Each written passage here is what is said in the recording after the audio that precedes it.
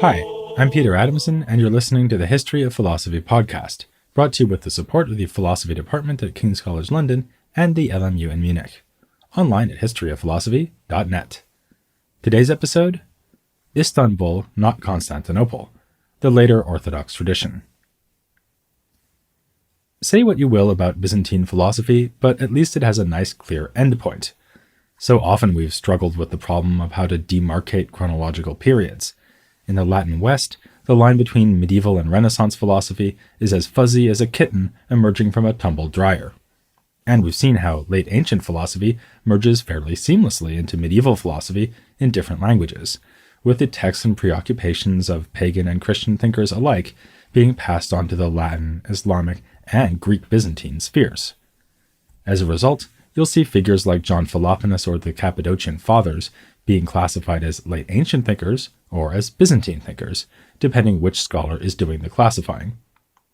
At the tail end, though, we can even name a specific day when the curtain fell on Byzantine philosophy, May 29th, 1453, when the Ottomans breached the walls of Constantinople and finally ended the Roman Empire. And yet, the Ottomans had no interest in exterminating Greek Orthodox Christianity, and their arrival did not make it wholly impossible for Greek speakers to engage in scholarship. If we think in terms of philosophy in Eastern Christian cultures, rather than restricting our attention only to Byzantium, we can actually see the fall of the capital as a beginning rather than an end. A new phase of Greek scholarship begins, in which Orthodox theologians and philosophers live under Islamic rule, much as their counterparts in the Syrian Church had been doing for centuries. Think not of Platon, who died just about the time that Byzantium ended, but of his enemy Scholarius. Once Constantinople got the works, he carried on his business with the Turks. It wasn't business as usual, of course. Instead of a Christian emperor, there was now an Ottoman sultan, Mehmet II, the Conqueror, who personally installed Scholarius as the first patriarch after the fall in 1454. The two apparently had a cordial relationship, being on good enough terms to engage in respectful debate over the differences between their two faiths.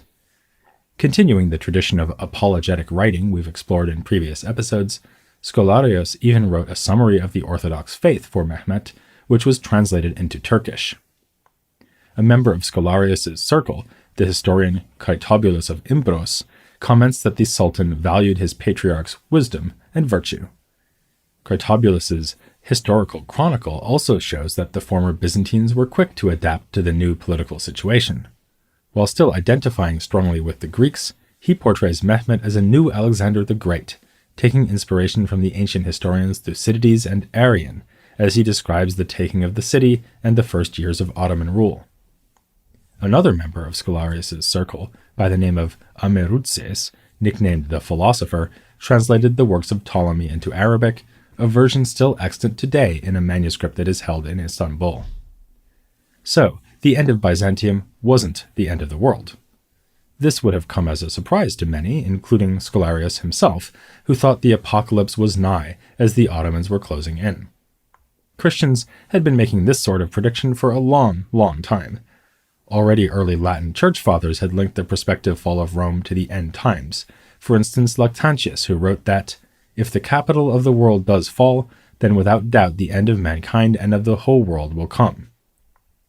After the rise of the new Rome and Islam, Christians kept confidently predicting that history would end, with either the fall of Constantinople and arrival of the Antichrist, or, as predicted in an influential apocalyptic text written in Syriac in the 7th century by Pseudo-Methodius, the final defeat of Islam at the hands of a Christian emperor.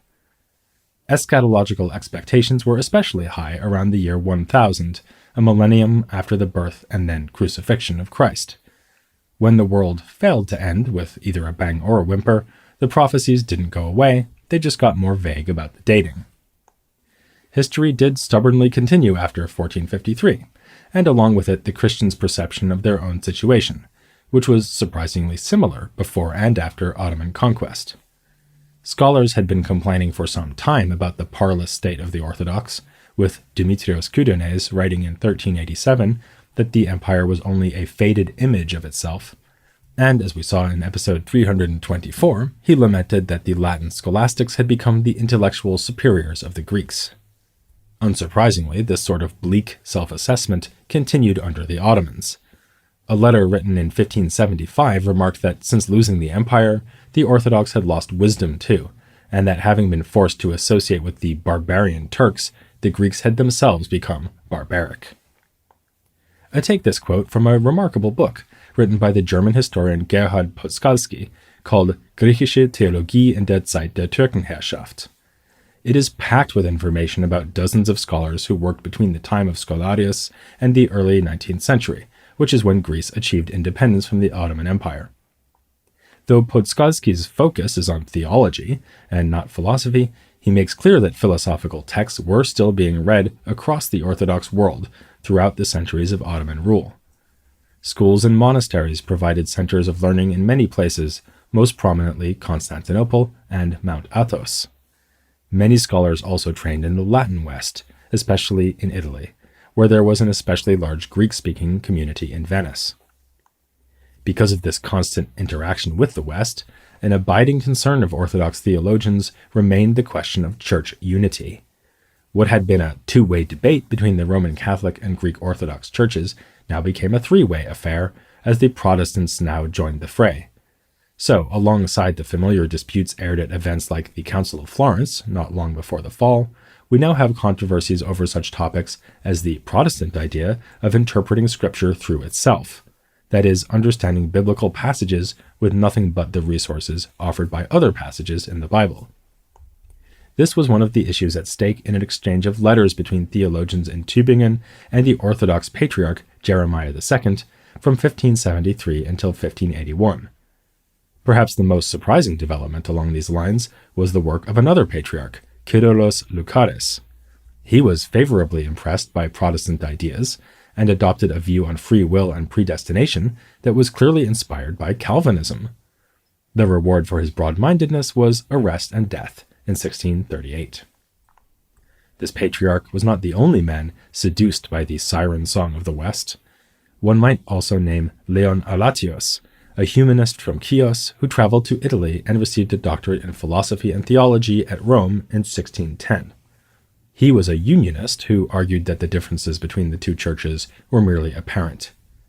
Greeks traveled beyond Italy too. A particularly remarkable case, also in the early 17th century, is offered by Metrophanes Christopoulos, who went as far as Oxford and Cambridge and visited many cities in Germany and Switzerland before finally becoming Patriarch of Alexandria. In the same century, we have George Coresios, a nobleman from Constantinople, who studied and taught medicine and philosophy in Padua before going to practice medicine in Chios. His writings make reference to a stunning range of medieval scholastic authors, showing his command of the Latin theological tradition. And as Western philosophy developed, its leading lights were reflected in Greek literature, as with Methodios Anthrakites from Epirus, who lived well into the 18th century. He too went to Italy and was exposed to ideas of the Enlightenment. His interest in figures like Malebranche, whose works he translated into Greek, led him to being accused of innovation. If Orthodox scholars must take an interest in philosophy, his critics felt, they should stick to good old Aristotle. Speaking of Aristotle, as we so often are, in our coverage of the Italian Renaissance, we'll see how wrong it would be to suppose that his works fell wholly out of fashion in the 15th century or so. Instead, he continued to be a vital source for philosophical reflection well into early modernity. It turns out that the same is true for the Greek-speaking world. Any number of the figures mentioned by Podskalski wrote textbooks or commentaries on Aristotle, especially his Logic, which remained an important preparation for the study of theology. Particularly notable for their engagement with the Hellenic philosophical legacy are Theophilos Korydelios and Athanasius Rhetor, who died in 1646 and 1663, respectively. Taking an attitude like that of the arts masters at the University of Paris, Korydelios sought to make room for the study of Aristotle by observing a strict separation of philosophy and theology. His commentaries on Aristotle would become the standard works for philosophical education down to the end of the 18th century. His contemporary Athanasius had broader and more Platonist tastes. While he too commented on Aristotle, he also produced an introductory work for Plato's Sophist, and a commentary on Plato's Parmenides, which draws extensively on Proclus. Here, we glimpse the possible afterlife of the Platonist enthusiasms of men like Psellos, Patrizii, and Platon. Athanasius went so far as to name a flagrantly pagan Neoplatonist, the great Iamblichus, as his greatest inspiration. My mention of the Georgian philosopher Patrizii may lead you to wonder what was going on in other Eastern Christian communities during this period. Plenty, as it turns out. In fact, if you want to get from Byzantium to the concerns of modern-day Orthodox Christianity, you have to go through Russia and Eastern Europe. At the center of this story is hesychasm, the often mystical movement of monastic prayerfulness that found its greatest exponent in Gregory Palamas. Russian hesychasm goes back at least to the turn of the 16th century and to a monk named Nil Sorsky. Originally from Moscow, he studied at Palamas's home monastery at Mount Athos. His emphasis was less on the metaphysical issues for which Palamas is best known and more on questions of practice. Thus, his major writing is a treatise on how to resist the temptation of distracting thoughts and worldly pleasures. Nil Sorsky was also important for his embrace of monastic poverty, a bone of contention in Orthodox religious life, just as it had been in the Latin medieval West. Around the same time, hesychasm was central to the thought of Nego Basarab, a ruler of Wallachia in modern-day Romania, who wrote a work of political advice for his son. He combined the deep piety of this aspect of the Orthodox tradition with an impressively wide selection of cultural inspirations. In the work, he mentions figures ranging from Aristotle to the Buddha. One reason the Russian sphere would be important for later Orthodox thought is that it has often been the context for the preservation and dissemination of Greek literature. Among the figures who took a hand in the transfer of knowledge into Russian culture were, in the 16th century, Michael Trivoles, also known as Maxim Grek. He's yet another man who went to study in Italy, where he even assisted at the workshop of the great humanist Aldus Manutius, a pioneer in the printing of philosophical works. Maxim wasn't necessarily impressed by what he found in the West, though. He wrote against the Latins and railed against the way that scholasticism had diverged from the true path of faith. In 1518, he went to Russia, where he helped transmit texts into the Slavic language.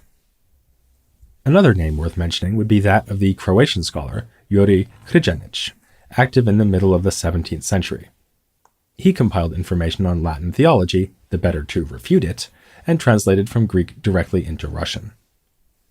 One advantage of Russia, compared to Constantinople, was the opportunity to print texts. Printing in the former capital was shut down by the Ottomans in 1628, whereas around the same time, printing houses were churning out books in Moscow and Kiev. Moving closer to the present day, Russians really took center stage in the story of Orthodox thought around the 19th century. An early milestone was the 1782 publication of a book called the Philokalia, meaning anthology. The Greek version was printed in Venice in that year. Still, no printing was allowed in the Ottoman Empire. But the Philokalia became especially influential once it was translated into Slavonic. A compilation of hesychast literature, the Philokalia promises to help the reader purify the mind through spiritual practices. Following from this, the 19th century saw an explosion of philological work on and translation of Greek patristic literature in Russia.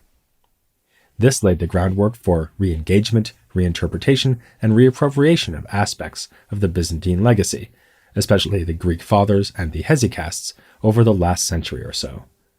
Several of the key contributors to this process were Russian or Eastern Europeans, and, as pious Orthodox Christians, had difficulties with the communist governments of the Soviet Union and its allies. One tragic case is that of Pavel Florensky, who was from Azerbaijan and studied in Tbilisi in Georgia. He was arrested in 1933 and executed in 1937 at the time of Stalin's purges. Like many recent Orthodox philosophers, Florensky borrows from Western philosophy even as he grounds his ideas in Greek Christian thought. For instance, he borrows Immanuel Kant's idea of an antinomy of reason, a case where rational argument seems to point in opposite directions, and applies it to the case of the Trinity.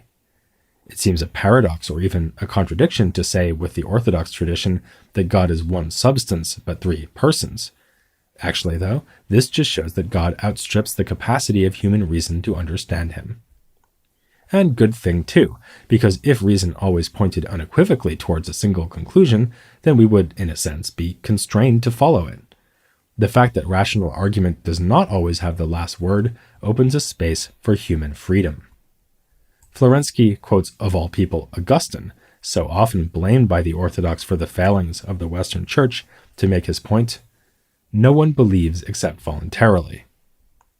In another case, Florensky takes inspiration from the Byzantine veneration of icons to develop an original aesthetic theory. He criticizes what he sees as an ineffective tradition of Western European art since the Renaissance on the grounds that linear perspective simply tries to render literally the appearance of whatever the artist depicts. For Florensky, icons are preferable because of their symbolic nature. An icon is successful precisely because the painting is not made from life, but is a visual means of the saint in heaven showing himself or herself in the earthly realm. Several other scholars avoided Florensky's fate by emigrating, especially to Paris, which became the scene for a concentration of Orthodox thinkers after the Russian Revolution. These included scholars who were inspired in part by Western medieval texts, like Mirailo Borodin, who was an expert on medieval French romances, and Vladimir Lossky, who published on Meister Eckhart.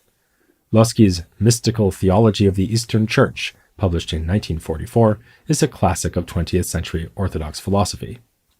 It takes as its central theme the apophatic current that comes down to Lossky from the Pseudo-Dionysius and other Greek fathers, the conviction that God is ineffable and ungraspable for the human mind. Not unlike Florensky, arguing that the antinomies of reason open a space for freedom in human belief, Lossky wrote that apophaticism, so far from being a limitation, enables us to transcend all concepts, every sphere of philosophical speculation. He also connected apophaticism to existentialism. By escaping from an abstract and intellectual approach to God, the apophatic attitude allows the believer to be open to a direct intuition of God as a person rather than an idea. That critique of intellectualism in philosophical theology is not atypical of modern Orthodox philosophy. Another Russian émigré who found refuge in Paris, George Florovsky, not to be confused with the aforementioned Pavel Florensky, was critical of the way that Orthodox thought since the fall of Constantinople had so often been influenced by Western ideas. Calling this a pseudomorphosis and a Babylonian captivity, Florovsky too emphasized the importance of approaching God as a person rather than through the sort of arid concepts devised in Latin scholasticism. He was obviously not undertaking a merely philological or antiquarian engagement with the Byzantine tradition. As Florovsky himself put it, one must be steeped in the inspiration of the patristic flame and not simply be a gardener pottering around amongst ancient texts. Which brings us to our final stop on this whirlwind tour of the later Orthodox tradition, Christos Yanaras, who was born in 1935 and has been a prominent public intellectual over the recent decades in Greece. Though Yanaras too is critical of the Western tradition, he is not entirely averse to engagement with its texts. In fact, one of the main touchstones for his own philosophy has been Martin Heidegger, a 20th century German philosopher whose ideas I am not going to try to summarize in brief just now, but I will mention that Heidegger was critical of a tradition of what he called ontotheology in European thought, which makes God one being among others, rather than the source of all being. Picking up on this idea, Yanaras agrees that if we think of God as just a particularly outstanding, maximal, or perfect being, we approach him in the wrong way. Instead, as Lossky had suggested, we should adopt an apophatic theology in recognition of the limits of our own reasoning. This is part of what it means to approach God as a person. Trying to grasp God with philosophical concepts is fruitless, so that, as Yanaras observed, within a Western context, Nietzsche had been right to claim that God was dead. But if we think of God as a person, he remains alive for us. For persons, in their irreducible particularity, cannot be captured by abstract notions. Here we come back to hesychasm and the ideas of Palamas, especially his pivotal distinction between essence and activity. Just as we know God only through his outward activities, so we can know any person only through his or her activities, not in his or her essence. This means that our relationships with other people are inevitably just that, relational. As Yanaras put it, the person is known as existential otherness through the rational otherness of the relations it constitutes. Yanaras thus takes love or eros as the model of interaction between human or human and God, rather than taking something like intellectual understanding as his model. For him, this has far-reaching consequences in ethics and politics. He thinks that the West is trapped within a political framework built around the idea of individuals, which are just iterations of a type, namely human nature. You and I are just two examples of humans, and our political status, for instance our claim to certain rights, is based on nothing more than being members of that class. Yanaras finds in the Eastern Orthodox tradition, and especially its idea of the Trinitarian persons, resources for an alternative grounding of political life. By thinking of one another as persons rather than individuals, we see each other not as iterations, but as inevitably other and unknowable, yet approachable through freely performed activities. Through these activities, we should forge relations with one another, relations that constitute a community. With Yanaras, we have brought this story to the present day, admittedly a story told with many gaps for a change. He represents at least one aspect of Greek philosophy as it is today, and it's remarkable that, unlike many European philosophers, he takes his inspiration from texts written in the medieval period. I see a parallel here, one I already suggested at the end of the last episode. I said that I wanted to spend at least one installment considering what happened in Greek Orthodox culture after the Ottomans took Constantinople, in order to avoid doing to the Greek Christians what historians of philosophy so often do to thinkers of the Islamic world. It's all too typical to ignore everything that happened in that culture after 1200 or so, the time when Arabic philosophy was translated into Latin, as if the value of philosophy written in other cultures can only ever be a matter of its contribution to Western European thought. Similarly here, Byzantine philosophy leads so naturally into the Italian Renaissance that it would have been easy, even natural, to end our consideration of Greek orthodoxy with figures like Platon, who had an impact on the Renaissance. But as we've just seen, many generations of scholars in what had been the Byzantine Empire continued to do what Byzantine intellectuals had done: read and comment on Aristotle and Neoplatonism, and develop philosophical ideas within a theological context. This is not necessarily to say that the level of learning after Byzantium matched the high points of Byzantine learning. Besides, as we've also just seen, the Orthodox thinkers have often lived in what had been Latin Christendom, or taken ideas from Western contemporaries, whether this was Patriarch Kyrillos Lucaris taking a few leaves from Calvinism, or Yanaras with his use of Heidegger. So, this story is even harder to disentangle from that of the rest of European thought than the earlier story of Byzantium was. Still, like later Islamic thought, this is clearly a sorely underestimated and under-researched part of the history of philosophy. Taking myself as an example, I'm supposedly an expert on Greek philosophy, but in all honesty, before I did the reading to write this episode, I had never heard of Theophilos Korydelaios, even though his works were standard reading for centuries among Greek speakers who still took an interest in Aristotle. And I see one more parallel to Islamic philosophy. In that case, attention was first drawn to post-classical texts by modern readers who were inspired by a single thinker who came late in the tradition. With Islam, this was the philosopher Mullah Sadra, who lived in 17th century Iran. In the Orthodox tradition, it was Palamas, who becomes a key for Yanaras and others to unlock the true meaning of Eastern Christian thought. In both cases, we might celebrate the impulse to pay attention to previously underappreciated texts and ideas, while also seeing that it is reductive to see a whole tradition through the lens of one figure, valuing what came earlier primarily insofar as it led up to the thought of the one chosen thinker. In reality, the story of Byzantine philosophy is not just the story of how we got to Palamas, or the story of a philosophy whose value lies in its difference from the West. Nor, for that matter, is it just the story of how Aristotle and the Neoplatonists were received in a Christian culture. It is a complex and multifaceted tradition whose most fascinating philosophical ideas are often found in unexpected places, such as the debate over icons or historical texts. It is, in short, a story that more than merits inclusion in any general history of philosophy, with or without any gaps. Having gotten all that off my chest, it's time to risk a bit of chronological whiplash as we leave such 20th and even 21st century thinkers in order to return to the late Middle Ages. Next time, we'll be warming up for the Italian Renaissance by having another look at the interaction between Greek and Latin cultures, with the help of a leading expert on that topic who just happens to be something of an Italian Renaissance man, Michele Trizio. That's next time here on the History of Philosophy, without any gaps.